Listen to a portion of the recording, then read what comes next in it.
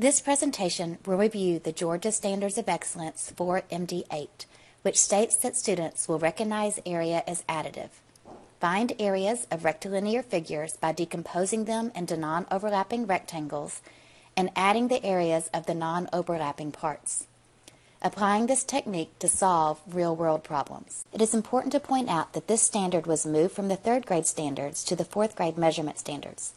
When searching for supplemental materials, many resources may not mirror the Georgia frameworks and state standards. While 3rd grade students still follow Part A, B, and C of the standard, Part D has transitioned to 4th grade.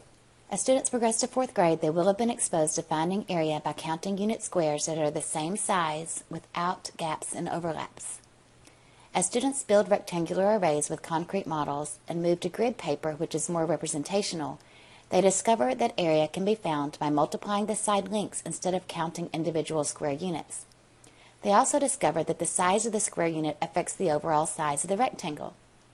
Although there are 20 square centimeters in the yellow diagram, 6 square inches is bigger. Students then progress to representations that are more abstract and find the area of a rectangle without tiling. A key foundational skill for recognizing area of rectilinear figures as additive revolves around the distributive property and understanding that a rectangle can be decomposed into smaller rectangles to find the partial products that are then added together to find the total square footage. In the task Decomposing Rectangles, students choose a card and then partition the rectangle into smaller rectangles. They then find the area by adding together the partial products. So you're solving 3 times 19. How are you solving that problem? I'm solving it by breaking it up into 10 plus 9, and then at the bottom... Can you write the equation for this new array? Mm-hmm. This new array is 3 times 10, which equals 30, and also over here, this time it's going to be 3 times 9, and 3 times 9 equals 27. So I'm going to add it together, and then it's going to equal 57. A fun, engaging task for finding the area of composite shapes is Match the Area. The cards are turned face down on the table. Students take turns turning over 2 cards to see if they have matching areas. Students soon discover that the square units can be arranged differently while they still have the same area.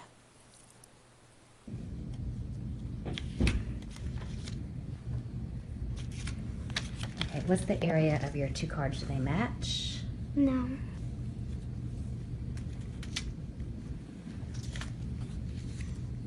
Let's see, how many is in this one?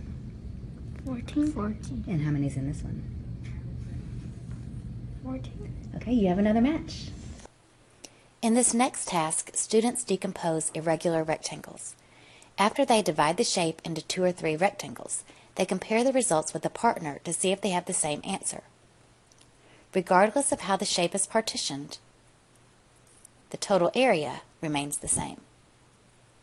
Okay, so find the area of your rectangles. You divided across 6. this way and you divided this way.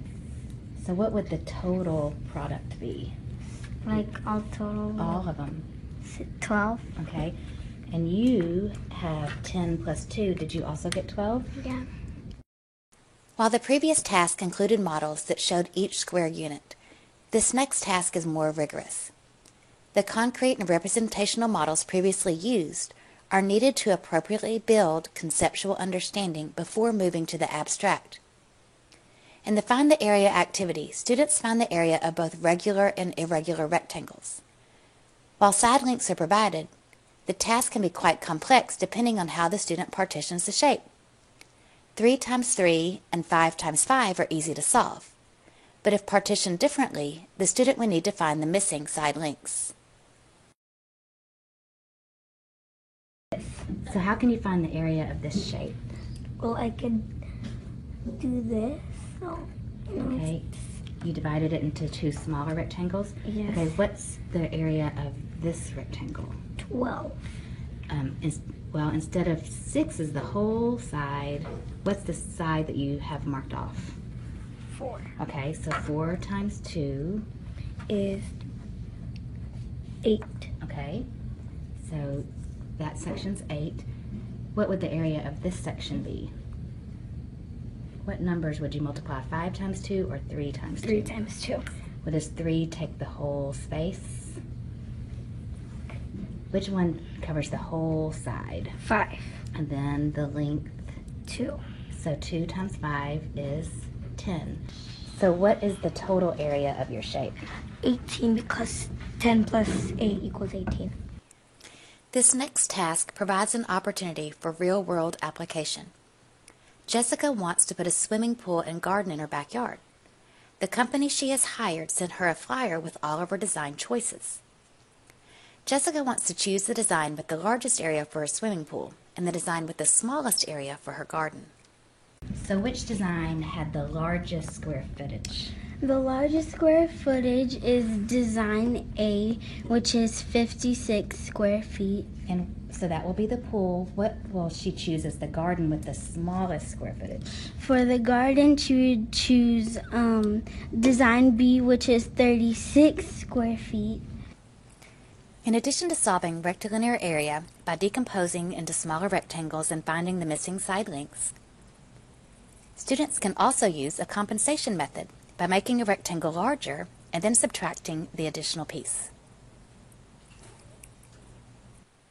Piles of Tiles is a 3-act task in the Georgia Frameworks that provides opportunities for students to apply their understanding.